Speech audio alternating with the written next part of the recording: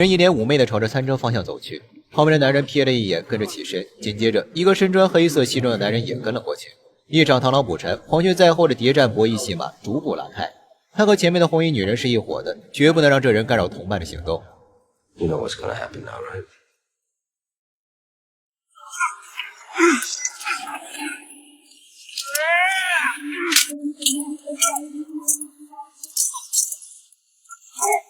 双方的身手都不差，但在这狭小的空间之内，实力发挥有限。这意味着谁能更快适应这个环境，谁将取得先机。黑色西装男接力腾空，更胜一筹，将对手制服。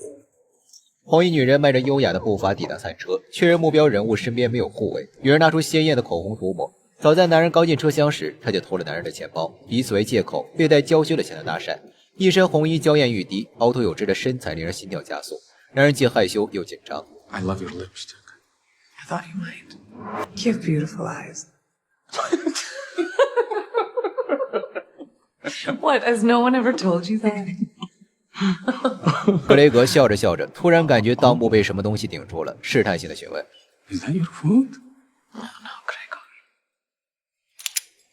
It's a 22 Beretta aimed at your nuts.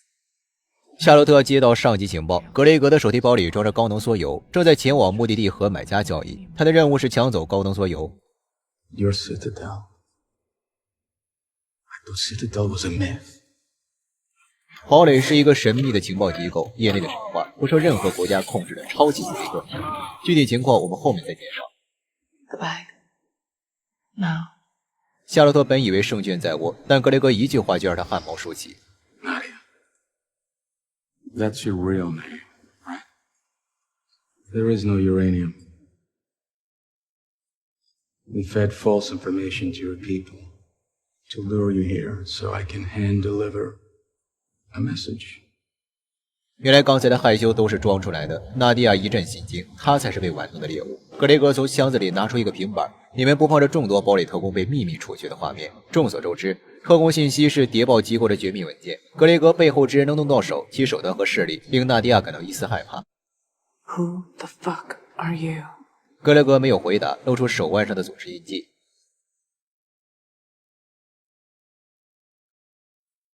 The truth is everywhere. 局势逆转，整个车厢早已被布下天罗地网。格雷格背后之人的目的就是要打破神话，消灭堡垒。就在他准备开枪杀了纳迪亚时，他的搭档梅森及时赶到。纳迪亚趁格雷格分神之际抢走手枪。整个堡垒组织仅有2名一级特工，就是他俩，含金量可想而知。即便遭遇埋伏，用他俩的本事也能杀出一条血路。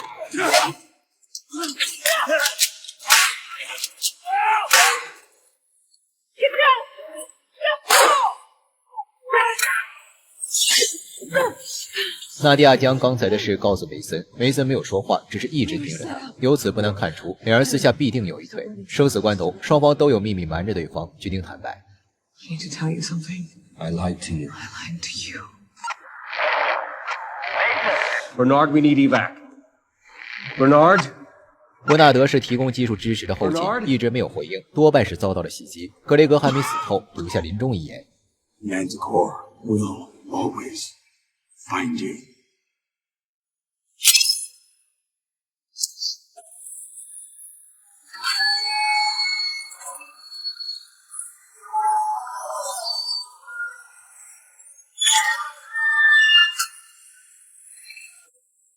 大家好，这里是影坛教父解说堡垒的第1期。意大利贝拉吉奥的一家医院内，梅森从昏迷中醒来，他眼神迷蒙，似乎精神方面出现了问题。随后经过医生的诊治，梅森患上了逆行性失忆症。在被送到医院时，他的口袋里有一张身份证件和一个戒指，证件上写着凯尔·康洛伊。 The American consulate can't find any relatives or records of you. It's like you're a ghost. 8年后，失忆的梅森用凯尔·康洛伊这个身份，在俄勒冈州的尤杰安家娶妻生子，过上了老婆孩子热炕头的幸福生活。在他找回记忆之前，我们先叫他凯尔。他的脑海里总是有一些画面闪回。这些年，他看过很多心理医生，试着找回曾经的记忆，但效果甚微。心理医生建议他找一个国家级数据库做比对，看看能否找到亲属信息。 We did that before and nothing showed. Well, the technology's gotten more advanced since then.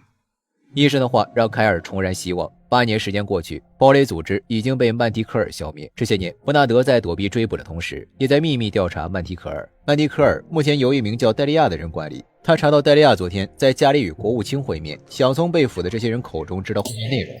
在杀到只剩下最后一人时， She wanted the location of Citadel's X case. Why? Nuclear codes. It's interesting. 伯纳德拿出手机，上面显示的内容是 DNA 已确认匹配，一级特工居然住在俄勒冈州尤金。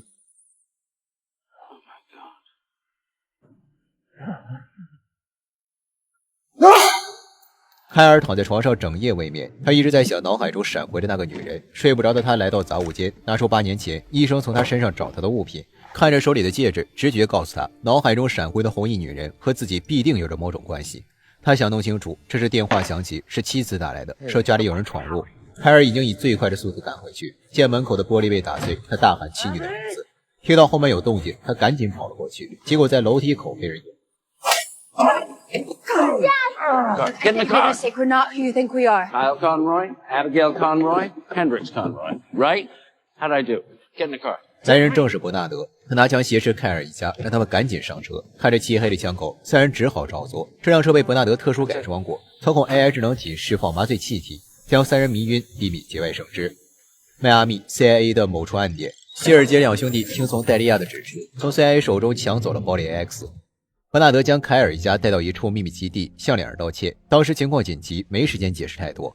不过幸运的是，他抢在曼提科尔之前找到了凯尔。伯纳德拿出了一张合照，向凯尔证明自己并无恶意。随后，伯纳德说出他特工的身份，并拿出大量的证据证明。凯尔虽然有些吃惊，但还算冷静。紧接着，伯纳德向他讲述了堡垒组织的由来。自从间谍机构存在起，全世界便战争不断，各国领袖遭到暗杀，各种恐怖袭击层出不穷，百姓民不聊生。因此，1个世纪前，一群在法国的间谍从世界各地招募了许多志同道合之人，共同创建了一个间谍机构，也就是堡垒。它不忠于任何人、任何国家，只忠于维护世界和平。在过去的100年间，堡垒改变了许多重大事件和国家走向。8年前，曼蒂科尔横空出世，根据拿到的名单，杀了数千名堡垒特工。目前已知的幸存者就剩下他们2人。这些年，经过伯纳德的调查，曼蒂科尔是由世界各地8个最富有的家族共同创立的。他们建立属于自己的间谍网络，用来操纵全球大事件的走向，挑起战争。更糟糕的是，今天上午他收到消息，装着堡垒组织所有机密的堡垒 X 箱子被曼蒂科尔的人抢走了。目前箱子正在被送往纽约解密，他们一旦得手，曼蒂科尔将在箱子里已有的资源基础上，进一步掌握全球每个核武器的发射密码，届时后果将不堪设想。所以，伯纳德希望凯尔和自己走一趟纽约，抢回箱子。I need Mason Kane. I'm not him.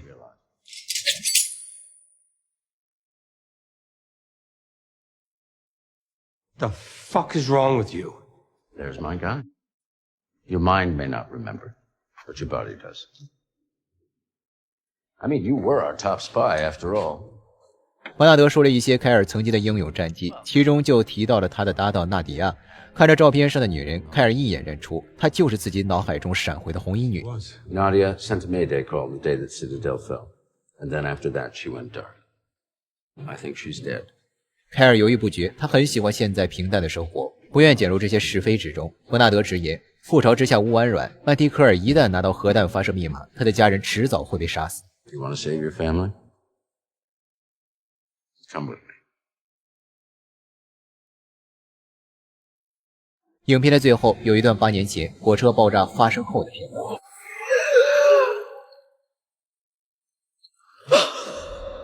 堡垒第1期的内容到这里就结束了。2023年，亚马逊以单集近5000万美元的预算，打造了《堡垒》这部号称要开创全球间谍宇宙的剧集。第1集的开场确实很惊艳，一身红衣的印度女星佩亚卡·乔普拉的确吸睛，她的美貌无可挑剔。在一列高速行驶的火车上，与神秘犯罪集团曼蒂科尔展开激战，枪战、爆炸、近身搏斗一气呵成，镜头调度与动作设计完全达到了院线大片的级别。牛顿·托马斯·西格尔是惊天营救 X 战警系列的摄影师，他对堡垒整部剧的指导，让这部戏在视觉上无可挑剔，就是剧情过渡有点太快了。火车爆炸后，时间直接跳跃到8年后，梅森·凯恩这个角色在短短1集内经历了2次身份撕裂，从顶级特工到失忆的普通人，再被强行拽回特工身份，观众几乎感受不到这种身份撕裂带来的痛苦与困惑。理查德·麦登在贴身保镖中展现出的那种克制之下的张力，在这里几乎无处可寻。堡垒的剧情虽然有点俗套，但颇有几分老派间谍片的风味。就比如斯坦利·图奇饰演的伯纳德，这位著名老戏骨犹如定海神针，撑起了剧情推进的关键作用。总体来说，这部剧还是值得一追的。随着后续剧情的展开，当记忆碎片逐渐拼合，2大组织全貌逐步浮现，又会有着怎样的反转呢？